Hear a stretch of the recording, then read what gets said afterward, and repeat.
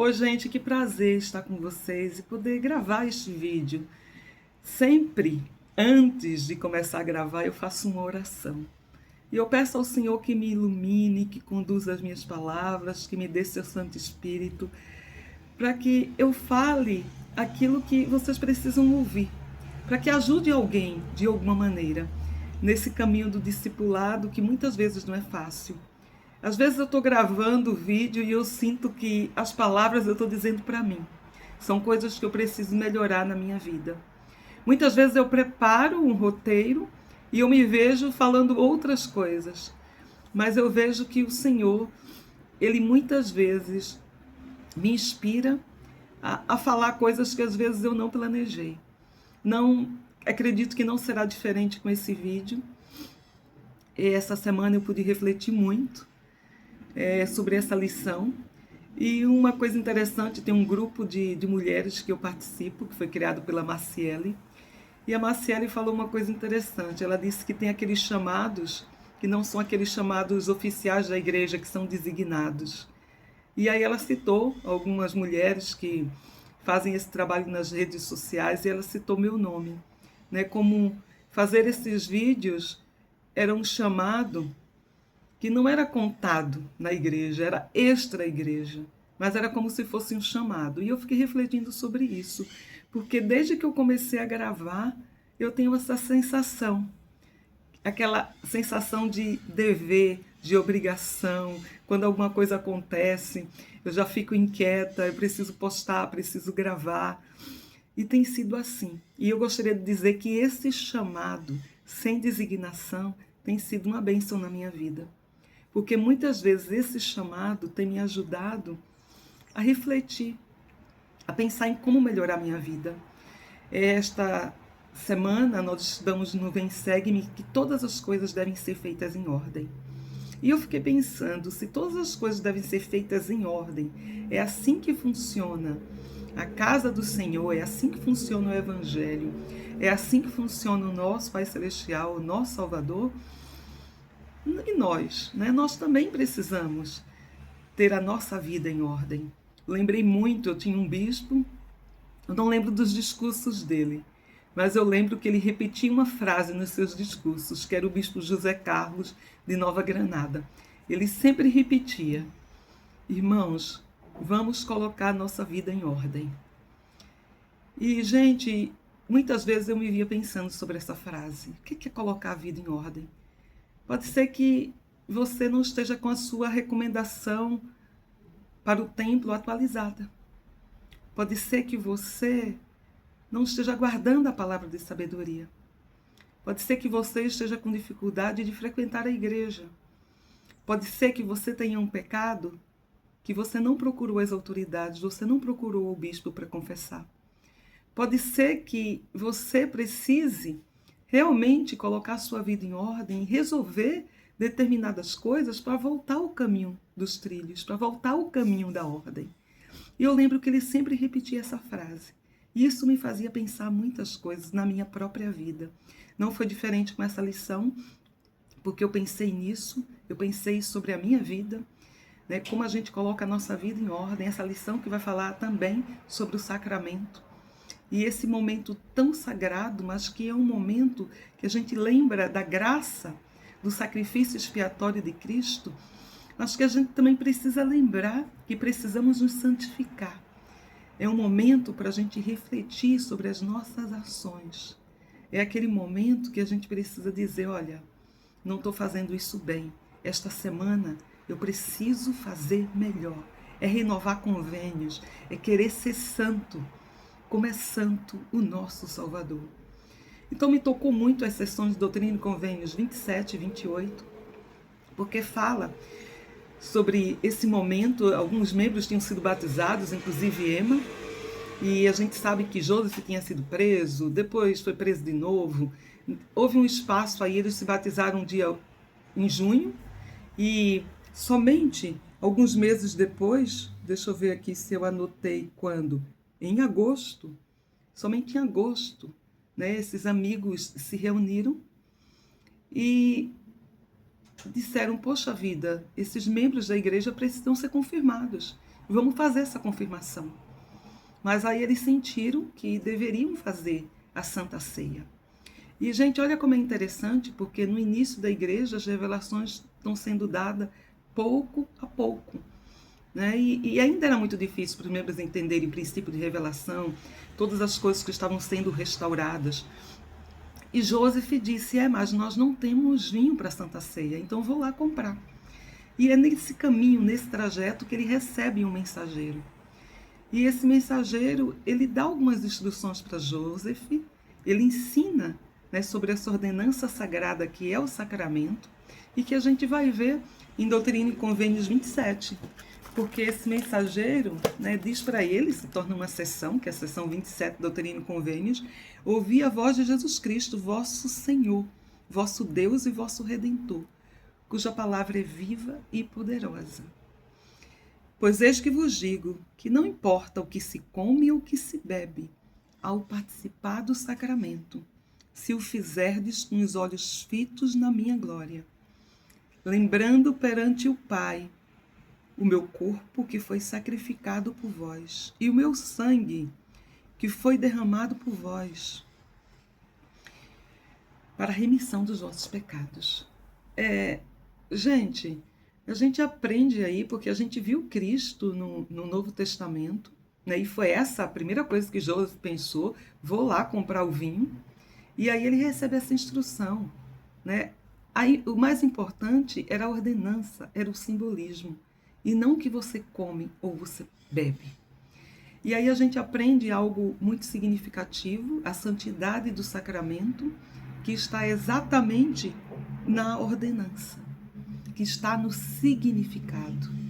E eu fiquei pensando muito sobre isso, porque teve ocasiões de eu estar doente e não ir à igreja, né, e eu receber o sacramento em minha casa e não tinha pão e ser servido bolacha.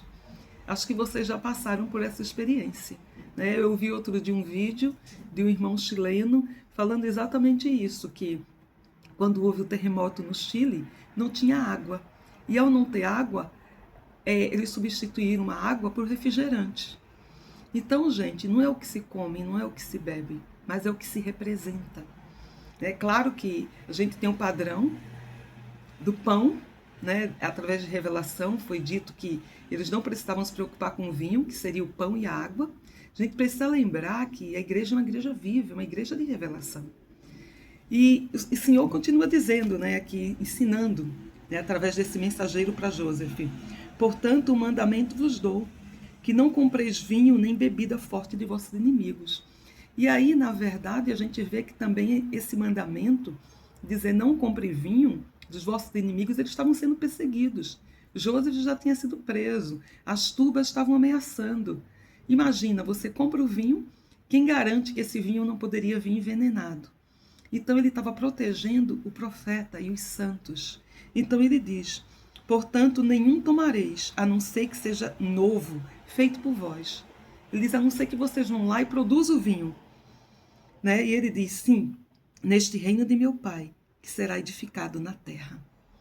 Então, nessa hora, a gente aprende, né, que não importa o que se come ou o que se bebe, mas o que importa é o simbolismo. É lembrar que essa é uma ordenança sagrada que representa o sacrifício expiatório do nosso Salvador Jesus Cristo. O sacrifício que ele fez por mim e por você. Eu fiquei pensando, porque tem uma indicação de leitura no manual do Vem Segue-me, que é do Helder Christofferson. É um discurso lindo, eu recomendo que vocês leiam esse discurso. Porque, gente, eu tinha escutado na conferência, mas agora, quando eu parei para ler, como foi diferente, como esse discurso tocou meu coração, de uma maneira que não tinha tocado antes. É o Helder Christofferson nesse discurso que é o pão vivo que desceu do céu. Ele lembra da situação de Cristo, quando Cristo fez milagrosamente, ele alimentou aquelas 5.000 pessoas com 5 pães e 2 peixes. E depois desse milagre, no outro dia, as pessoas se reuniram de novo, certamente buscando esse alimento temporal outra vez. Mas aí eles ficam abismados porque Cristo vai lá e diz, eu sou o pão da vida. eu sou a água viva. E eles não conseguem entender, né? E o Senhor, Jesus Cristo, ensina eles. Ele diz assim, ó: quem come a minha carne e bebe meu sangue tem a vida eterna. Mas eles não entendiam, porque eles pensavam da maneira literal. Como assim? Eu vou comer a carne e o sangue de Cristo? O que é que esse homem está ensinando? Eles não podiam entender. E aí Cristo diz uma coisa muito significativa: quem come a minha carne e bebe o meu sangue permanece em mim e eu nele. Gente, a importância da gente tomar o sacramento a cada domingo. Nós estamos renovando convênios. Nós estamos dizendo, olha, nós tomamos sobre nós o nome de Cristo. Nós vamos guardar os mandamentos, nós vamos lembrar sempre dele, nós vamos procurar a santificação. Então, quando ele diz assim, permanece em mim, o sacramento, ele mostra a nossa relação com Cristo. É um momento para a gente ampliar a nossa relação com ele. É um momento que a gente diz, olha, eu estou disposta a te servir. A gente mostra que a gente continua nesse caminho, que a gente continua perseverando. O sacramento, ele simboliza Cristo. E a gente fica pensando como esse momento ele é sagrado. Tão sagrado, e eu fiquei pensando, será que eu tenho dado devido valor ao sacramento? Será que durante a semana eu me preparo para chegar no domingo, naqueles poucos minutos que é servido o sacramento, para me concentrar no sacrifício de Cristo, para me concentrar nos atributos dele, nas coisas que eu preciso melhorar na minha vida? Ou será que na hora desse momento sagrado eu estou pensando no almoço, eu estou pensando no trabalho do dia seguinte, eu estou pensando em outras coisas aleatórias, quando eu já tenho uma semana inteira para pensar nisso? Será que eu entendi realmente que o sacramento é sagrado? Ou muitas vezes o meu pensamento vai divagando e vai para o outro lado e perde-se o foco? Eu fiquei pensando na mesa do sacramento. Vieram tantas coisas à mente. Me lembrei de uma designação que eu tive para limpar na época com meu marido o salão sacramental. E eu estava limpando a mesa do sacramento e me veio uma gratidão tão grande pelo sacrifício expiatório do meu Salvador, que eu limpava a mesa e eu dizia, ai, não tá bom. E eu queria limpar mais. Meu marido dizia, você não vai sair dessa mesa hoje? E eu não sabia explicar aquele sentimento que eu estava tendo, aquela coisa que eu estava tendo naquele momento com aquela mesa, né? Com aquele ritual, com aquela ordenança que seria administrada no outro dia, seria o domingo. Gente, que a gente possa ponderar mais sobre essa ordenança, porque quando a gente vai à igreja, a gente vai, né, para a igreja para se nutrir, a gente vai para adorar, mas a gente vai para renovar convênios. E a gente vai para participar desse momento que é extremamente sagrado, né, que representa a morte do Salvador, mas também representa a sua ressurreição, que representa a sua vitória sobre a morte física e espiritual, aquilo que ele fez pela gente. Então, quando a gente pensa, por exemplo, no funeral, a gente já se reuniu em funerais de família, né, ou de amigos próximos, e a gente sabe que aquele é um momento que a gente acaba relembrando aquela pessoa em vida. A gente se une e a gente relembra aquela pessoa, relembra as coisas que ela fez, né, e a gente sente por aquela pessoa. Não é diferente quando a gente vai ao sacramento, a gente vai relembrar o corpo de Cristo, o que ele fez por nós. Então que a gente possa ter realmente esse momento de união, que estamos todos juntos como esse momento sagrado. O Helder Christofferson, ele disse ainda, a doutrina de Cristo, ela expressa o que precisamos receber, o que precisamos fazer para receber a graça da expiação. Então, relembrando, a doutrina de Cristo é fé. Precisamos de fé nele. Precisamos do arrependimento na nossa vida, né? Precisamos ser batizados, receber o dom do Espírito Santo, esse batismo de fogo, né? Que nos santifica, que nos purifica, e perseverar até o fim. Quando nós fazemos essas coisas, nós estamos aptos, né? a ser considerados aptos para receber a graça da expiação. Essa é a porta de acesso. Essa é a porta que abre. Essa porta que nos conduz a esse caminho estreito e apertado. E aí ele diz ainda, quando o pão é partido, lembramos da carne ferida do Salvador. Eu nunca tinha pensado exatamente dessa maneira. E eu desafio vocês no próximo domingo, amanhã, quando o pão do sacramento estiver sendo partido, vamos lembrar do nosso Salvador, da sua carne ferida. E aí ele cita o presidente Oaks no seu discurso, ele diz assim: e por ser partido e dividido, cada pedaço de pão é único. Cada pedaço de pão que vai naquela bandeja do sacramento é único, assim como cada indivíduo que participa é único. Ou seja, eu e você somos únicos, cada um que participamos do sacramento. Todos precisamos ser fortalecidos de diferentes maneiras, por meio da expiação do nosso Senhor Jesus Cristo, de quem nos lembramos nessa ordenança. Ao bebermos da água, pensamos no sangue que ele verteu no Getsêmani na cruz e em seu poder santificador. Sabendo que nada imundo pode entrar em seu reino, decidimos estar entre aqueles que levaram suas vestes no sangue do Salvador, por causa de sua fé e do arrependimento de todos os seus pecados e de sua fidelidade até o fim. Gente, essa cerimônia sagrada que é o sacramento, essa santa ceia, que todos nós somos convidados a cada domingo a partilhar dela, é um privilégio. Aqui em Doutrina e Convênio 27, eu fiquei assim muito tocada, né, quando o Salvador diz, através do mensageiro para Joseph: eis que nisto há sabedoria.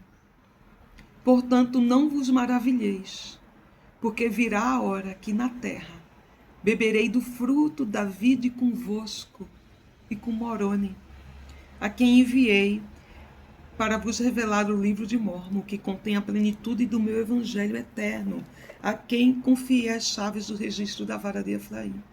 Salvador está dizendo assim: olha, vai chegar o dia que eu vou participar do sacramento com vocês. Com você, com Moroni, aí ele diz com Elias, com João, filho de Zacarias. E ele vai dizendo às pessoas, ele vai dizendo, né? Ele vai falando sobre os profetas, com José, com Jacó, com Isaac, com Abraão, com Miguel, com Pedro, Tiago, João, aqueles que ele confiou as chaves do reino, aqueles profetas que foram responsáveis pelas dispensações, que nós sabemos que são 7, nós estamos na 7ª. Joseph foi chamado como o profeta dessa última dispensação. Então o Salvador está dizendo que ele vai tomar, né? Que ele vai vir participar dessa grande ceia. Gente, nós também somos convidados para essa grande ceia, depende de nós. Depende de nós, do nosso esforço pessoal em nos santificarmos, em sermos melhores a cada dia, para participar, né, dessas bênçãos eternas, participar dessa exaltação, dessa mansão celestial, de sermos convidados. Depende de nós aceitarmos esse convite. E aí, o Helder Christofferson, ele fala ainda que ao tomar o sacramento, a gente precisa incorporar o caráter e o padrão que teve o Salvador, né, na sua vida.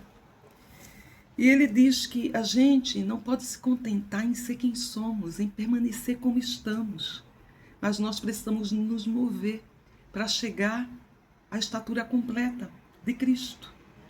E o Helder Christofferson ainda, ele cita uma experiência de um presidente de missão, amigo dele, que relata isso para ele. Esse presidente de missão relata que ele estava servindo quando ele passou por uma cirurgia, e ao passar por essa cirurgia ele precisou ficar de cama ali em recuperação, né, de molho em casa por algumas semanas. Mas lendo as escrituras, ele adormeceu. E quando ele adormeceu, ele teve um sonho. E nesse sonho, ele começou a ver a própria vida dele. Ele disse que teve uma visão panorâmica da vida. E nessa visão panorâmica, ele viu todos os seus pecados, ele viu todas as suas más escolhas, ele viu todas as omissões que ele cometeu, coisas que poderia ter feito, coisas que ele poderia ter dito.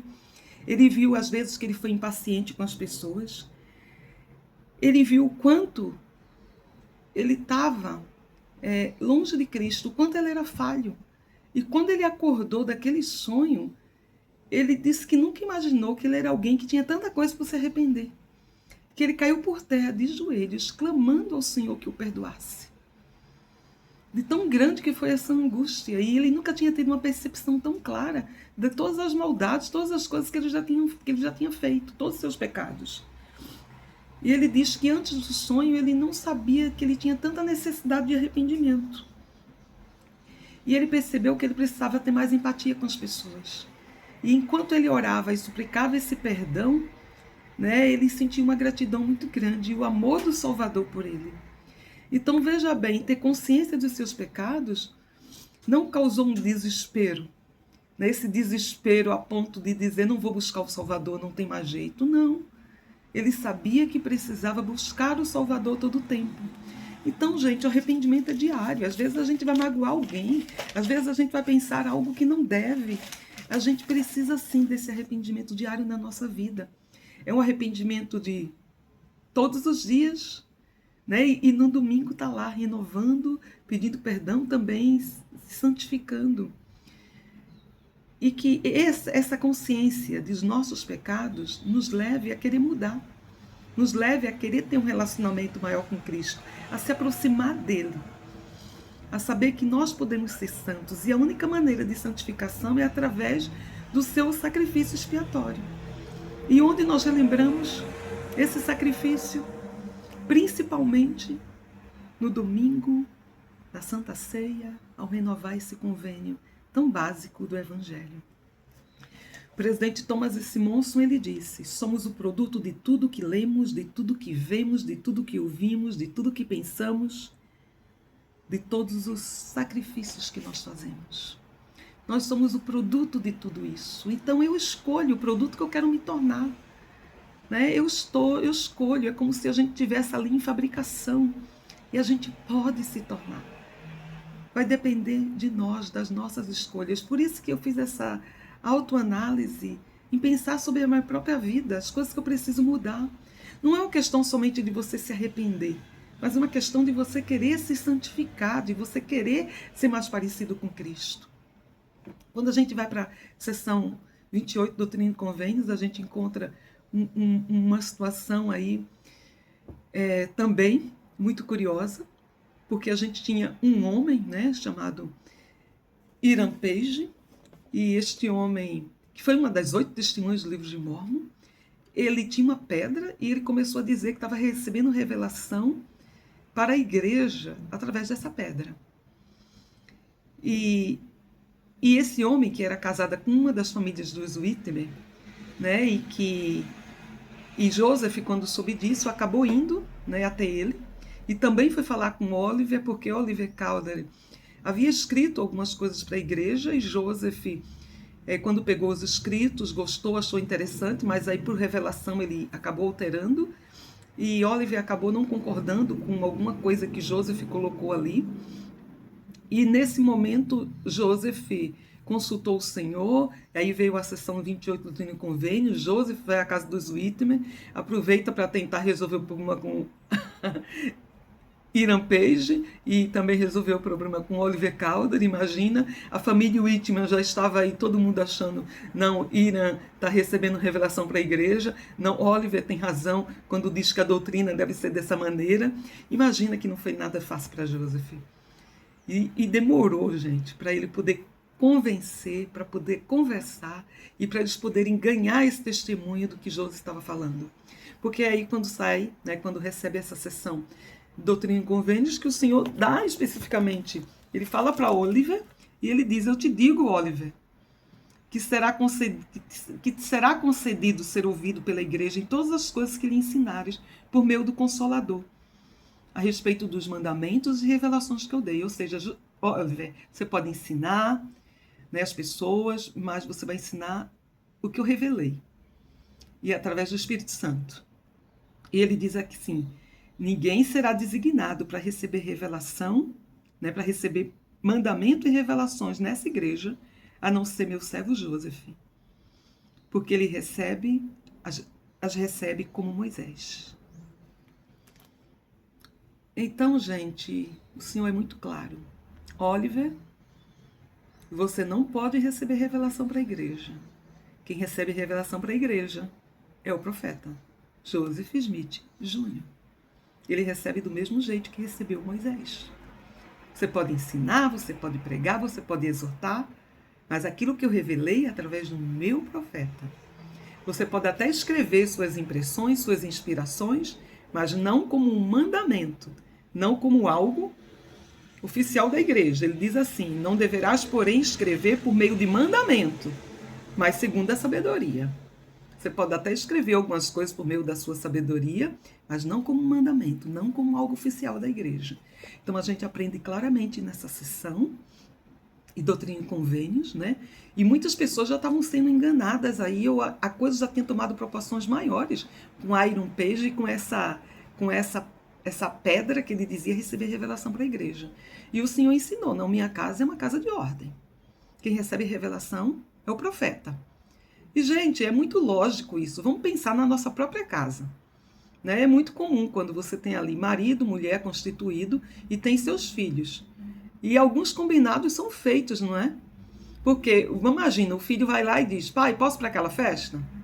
E aí o pai diz, não. Aí a mãe vai lá e diz, pode. E aí o filho vai ficar o quê? Confuso. Eu posso ou não posso? A mãe deixou, o pai não deixou. Ou seja, são nas pequenas coisas. A gente precisa colocar ordem, precisa estabelecer, né? O que é que se combina antes? Né? Qual vai ser a palavra final? Então, é a mesma coisa. Imagina se a gente tem um profeta, de repente tem outro membro dizendo, eu tive uma revelação que o sacramento deve ser assim. Aí lá no outro lugar eu tenho um membro que eu tenho uma revelação que o que vai ser ensinado na igreja vai ser assim. Gente, a casa do Senhor é uma casa de ordem.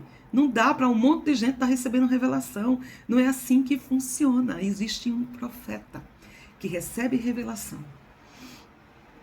E por isso essa é uma igreja viva, porque é uma igreja de revelação.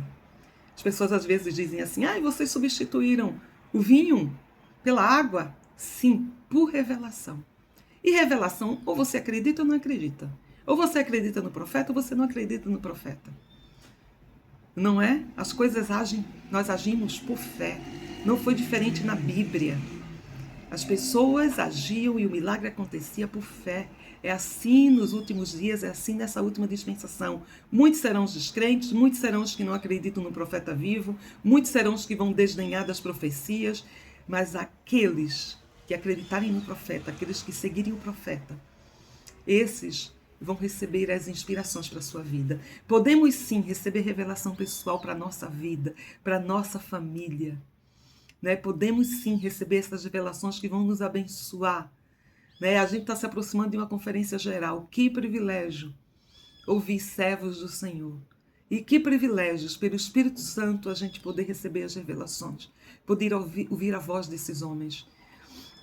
Essas coisas estavam acontecendo lá no início da igreja. Não é diferente hoje. Muitos são aqueles que questionam o profeta vivo. Muitos são aqueles que não gostam das suas profecias. E as profecias não serão mudadas porque as pessoas não gostam. É simples assim. Porque a doutrina de Cristo, ela não muda. Gente, sou tão grata por esses ensinamentos, tão grata por esse evangelho que nos protege, que nos abençoa, que nos ensina. Quando nós conhecemos a doutrina, nós não somos enganados. E nós vamos ter o Espírito Santo para poder nos orientar. Nós vivemos em tempos difíceis, cada vez mais difíceis, que os homens são levados por todo o vento de doutrina, como já falavam as Escrituras. E mais do que nunca, nós precisamos nos alicerçar. Nós precisamos estar revestidos dessa armadura de Deus, Precisamos estar protegidos, como a gente vê, né, aqui em Doutrina e Convênios 27, que nós precisamos ter essa armadura. Essa armadura, ela vai nos proteger. Ter esse escudo da fé conosco constante. Sou grata por esse evangelho. Eu peço para vocês, leiam essas sessões. Tem muita coisa que eu não falei aqui, mas que o Espírito Santo guie vocês a pensar nas coisas que precisam mudar. Que amanhã o nosso olhar para o sacramento seja um olhar muito mais sagrado. Um olhar de relacionamento com o nosso Salvador. Das coisas que eu preciso mudar. Que o nosso coração se encha de gratidão por tudo que Ele fez por nós. Eu sou tão grata por isso. Eu lembro quando eu estava no hospital com meu marido. E como eu era grata cada vez que chegava ou o bispo, ou um portador do sacerdócio, presidente do quórum, um conselheiro que chegava lá designado para administrar o sacramento, né, para ministrar essa ordenança sagrada. E eu via quando o semblante do meu marido se enchia de paz, cada vez que ele partilhava desse sacramento. A minha mãe, ela, por muitos anos, fez os pão do sacramento. Por muitos anos. E esse era um daqueles chamados, né, que não são tão oficiais da igreja, mas que ela serviu ali por anos e anos e anos e anos. E até que ela ficou doente, meu pai ficou doente e ela não conseguia mais sovar a massa do pão, ela não conseguia mais fazer o pão do sacramento. E eu tenho certeza que enquanto ela fazia aquele pão, o seu relacionamento com Cristo deve ter se estreitado muito. Hoje ela está em casa, ela praticamente não consegue ir à igreja. Mas eu sou muito grata quando eu vejo o meu cunhado Brás, portador do sacerdócio, designado, e quando ele vai lá e administra o sacramento para minha mãe. Porque ela precisa renovar os convênios dela. Ela precisa, juntamente com meu pai, ela precisa lembrar, né, que esse sacramento é único, que esse sacrifício foi feito para eles, foi feito por nós. E que essa ordenança é tão sagrada que nós não podemos abrir mão dela. Que a gente possa lembrar daqueles enfermos, doentes da nossa ala. Né? Que eles não precisem implorar para receber o sacramento. Mas que como portadores dignos do sacerdócio, né? Que os bispados, né, que designam esses irmãos possam ir lá e estender essa bênção em cada lar. Que a gente possa lembrar que o sacramento é ordenança sagrada. Pode ser que num domingo o irmão não esteja vestido talvez adequadamente, talvez ele não tenha uma gravata, talvez ele não esteja com uma camisa branca. A gente não tem isso no manual de instruções. A gente pode ter um irmão sim, né, distribuindo esse sacramento, fazendo parte dessa ordenança, sem gravata ou com uma camisa colorida. E o que mais importante dessa ordenança, o mais importante, é o significado dela. O mais importante é o sacrifício de Cristo, é o que Ele fez por nós. É como isso mudou a história do mundo e mudou a minha vida. Por isso o sacramento, ele é tão particular, ele é tão individual. Por isso que cada convênio é meu, é seu, é sagrado. Até a próxima.